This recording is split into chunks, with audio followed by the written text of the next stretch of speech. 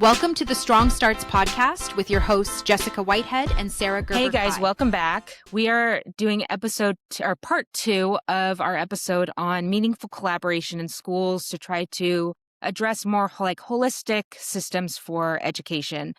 So where we left off last week, Jessica, you had painted a picture for us of a student who maybe is receiving up to 2 hours of pull-out services in different areas through an individualized education plan. And this week we want to talk about some strategies, give folks some real ways to be able to kick off some meaningful collaboration in their teams. So where should we start? We gave some examples last time about that, and knowing that every IEP is different, all students receive different services. So we did give examples of some things we've seen, but know that this can look so different for different students and different people. And I know families are battling this in many different ways. So when we talk about solutions and we start talking about how we can combat this fragmented model of care, it does get a little complicated, a little complex. And I just want you guys to know, if you're listening out there, we understand that. So we're not trying to downplay the struggles you have with funding, the struggles you have with people, time, resources. We know that's a barrier. So we're going to address kind of in general some strategies, and hopefully you can find something that you can pull out. Also, feel free to comment, send us a message, and we'd be happy to talk with you more about your setting and how that could work for you. But in general, if we're going to sum this up on a strategy to combat fragmented model of care, it is communication between us as a team. Students receive reading intervention here. They receive a social emotional intervention here.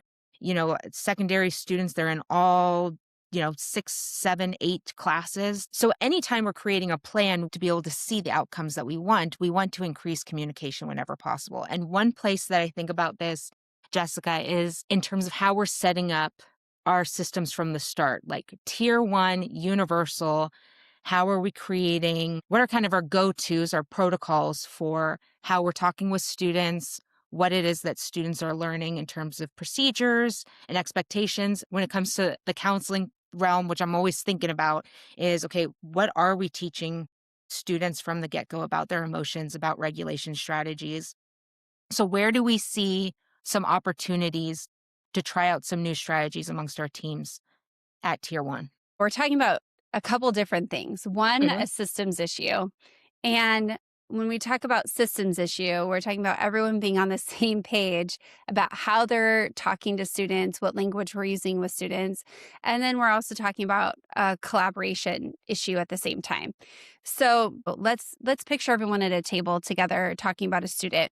And this could be an IEP team meeting. It can be an intervention team meeting, where we're sitting down and we have a goal. So a goal could be around, say, the student has a visual list of emotions to choose from that we can identify.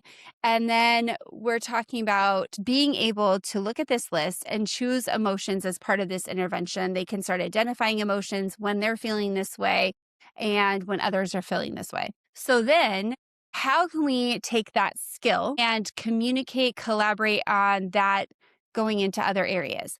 So if I am his speech service provider, can I also use visual lists for the student to choose from? So yes, we have the skill of identifying emotions, but we also have the skill of choosing from a visual list. It's actually 2 separate things coming together to make one goal. So can we say one of the strategies we're agreeing to as a team is visual lists for the student to choose? Also, okay, I also want him to be able to tell me and identify his emotion. So can we do an emotional check-in when he comes to me? I'm his resource teacher that's going to work with him on reading today. But when he comes to me, can we have a visual list of his emotions and he can choose where he's at when he comes into the room? So as we're making these goals and we're sitting around a table, the goal should not be made in isolation. It should be communicated, and then the group collaborate on how that goal also drifts over into other areas. Yes. I also, though, one thing that I've seen popped up, I think we talked about it a little bit in the last episode, is when we get, and I can speak from personal experience, when I've been very much like in my own head or in like too stuck in we talk about staying in your own lane. When I'm too stuck in my own lane and I'm like, okay, I'm doing the social emotional goals. Like I'm supposed to be the expert in this area. So I'm going to write it out and plan it out exactly as I want it. And then, yes, I do want to collaborate. So I'm going to tell everybody else how it's going to be done. And I ran into so many issues being so like fixed in my mindset about that. And so one of the ways to be able to collaborate is quite literally when you're right there at the table. If we can't all get around the table, then yes, let's do it via email, Zoom meeting, hallway conversations, whatever way like typically works best for you and your team. But let's actually collaborate on the goal itself. And, even though I'm the one who's going to like literally type it out, let's get input from the entire team. So, hey, classroom teacher, what do you already use? My goal should reflect what it is that you're already using, and then having it, the specially designed piece can be how I'm like tailoring how I'm teaching it. But ideally, I'm still using those same tools because that's what's going to help all of our members of our team to be able to, like, we're already trained up in how to use those tools, ideally, I guess. Yeah, and Does that make sense? ask questions too of your team. So like what you're Yeah. saying and what I hear you saying is I investigate also, Yeah.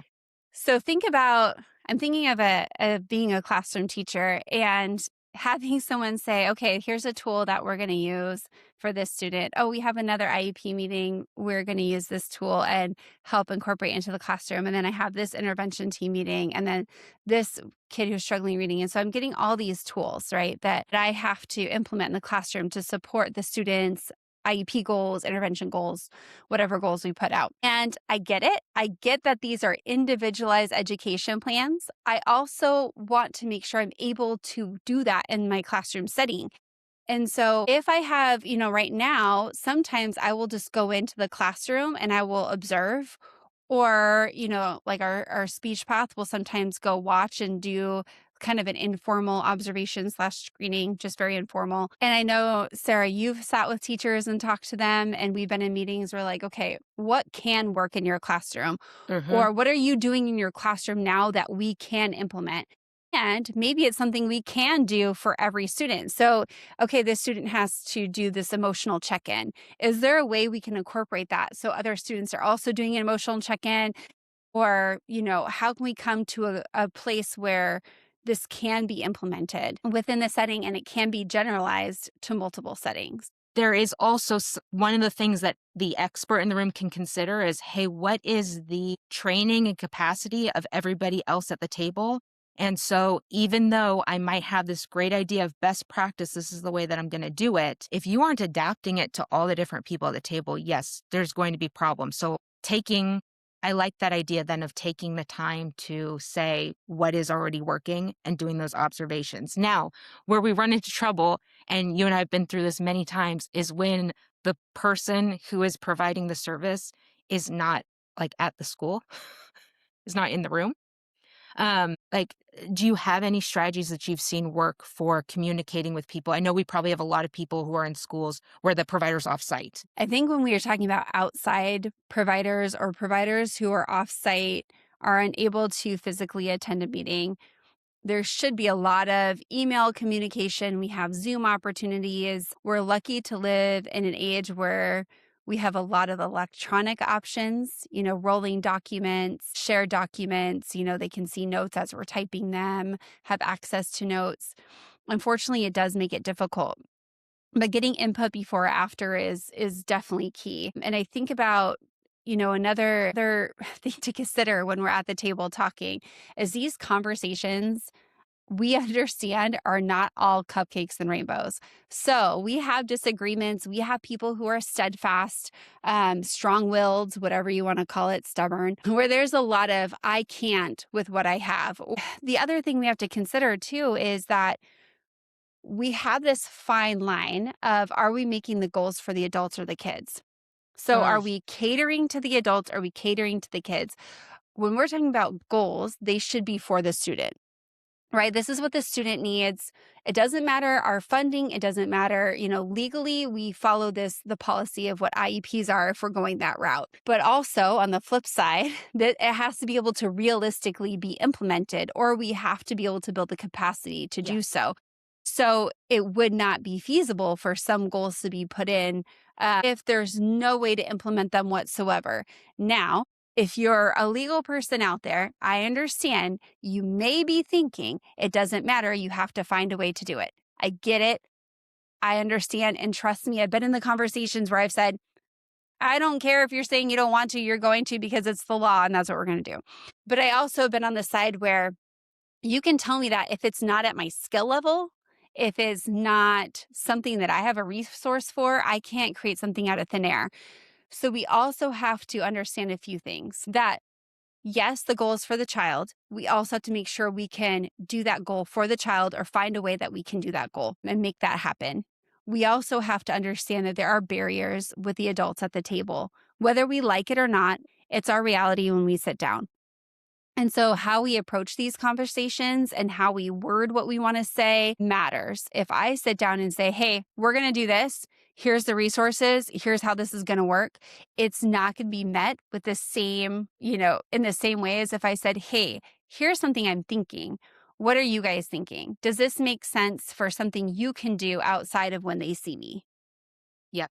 Well, and what ends up happening is like the burden ends up being put on parents and guardians to have to connect those dots later on when they end up realizing, hey, this isn't working for my kid. Or like, yes, you said that you're doing all these regulation strategies, but teachers not doing them or assisting with them in the classroom. And so parents, it ends up putting a lot of that burden. So if we can anticipate it early on, that's one of the strategies that I'm a big fan of is, hey, when we're at that IEP team meeting or any kind of planning meeting, we're making any kind of plan for a kid, let's all really be listening and tuning in to what's happening. I know this sounds really basic, but it's real. Like, I get it. You're thinking about everything else that's happening in your day. Jessica's the one presenting right now on her FBA. And so I'm just kind of like, I'm there, but I'm also kind of tuning out because I'm thinking about what else is happening. Really key in, listen in, and ask the question right when it comes up so that we can brainstorm in the meeting and collaborate on what, if any changes need to be made or where we need to build our capacity. Well, and I think another thing to consider is how many people we are trying to implement this with.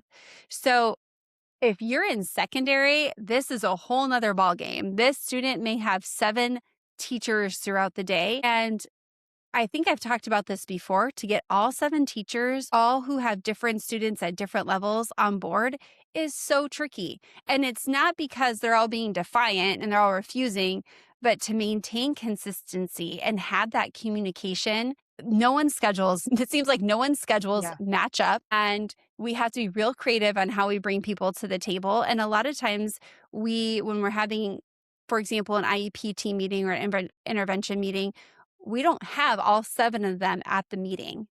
And so every student's schedule looks different, and it's nearly impossible to bring everyone together at one time.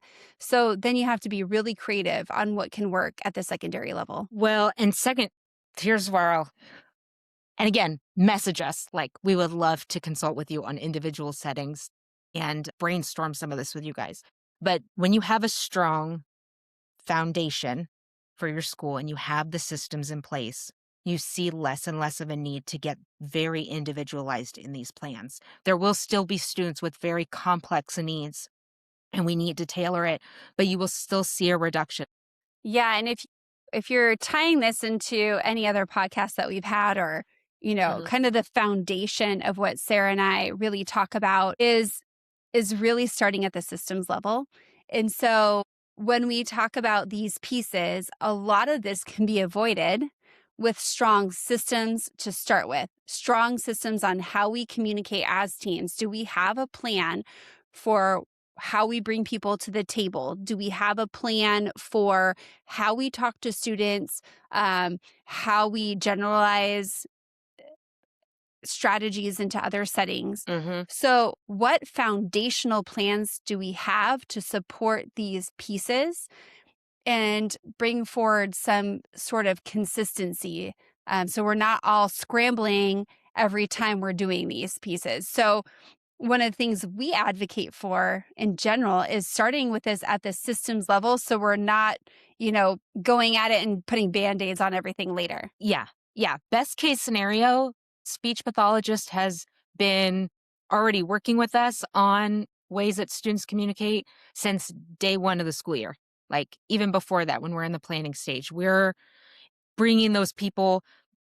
Best way to bring them, best use of a person's time, bring them to the table at the start so that we can get that system in place. And Jessica, I know we're wrapping up the podcast, but there is just like one more strategy that I want to mention. And if you're really getting into this work, you're trying out all these different things, but you are recognizing that there is an access to services, to specialists, to these folks, these team members at the table, to service providers, to whatever it is, that the access isn't there. There are strategies too. If you have the capacity, you have the time, you're interested, there are ways to be able to advocate. So that looks like reaching out to your representatives, reaching out to other districts in your area to find out what are you guys doing to get creative, reaching out to folks in kind of like higher level, however it works in your state, for people who maybe oversee educational regions or districts or whomever it is, because they're going to be the ones who are advocating at the state and federal level for more money. That's always the thing. It's always money. I promise you, it's always money. Reaching out to them, they might have ideas about grants that are available to you that you might not even know about, or ways to get creative. I know like in some of the regions that Jessica and I work in, there's some rural grants for rural areas, and there's ways to get creative about how that money is spent so that you can get more access to healthcare and other services for your students. Yeah. And know that if this is a struggle for you and something that you're battling, it's going to be a struggle for someone else. So you can try to find someone who's doing it well and see what they're doing, maybe see how they're allocating resources. Every school is a little different. So sometimes it's nice to be able to explore other options and see, maybe something's working somewhere else. But the biggest thing I can tell you is ask questions. Like ask somebody something. So dive in, investigate. Hey, this isn't working. What is everyone else doing? If the student is responding to this in this setting, why is the student responding here but not here? So no matter what and what you're looking into grants, you're looking into strategies, you're looking at what's working, what's not working, just ask questions. Just don't be afraid to be curious. And so on that note, thank you all for listening. Please like and subscribe wherever you get your podcast, and follow us on social media. We are at Strong Starts Podcast on Facebook, Instagram, TikTok, and YouTube. And please reach out if you are interested in this area, you want some more ideas. We would love to start collaborating with folks. Just send us a message on social media, or you can visit our website, strongstartsllc.com, and contact us straight through the site. Thanks, everybody. Bye.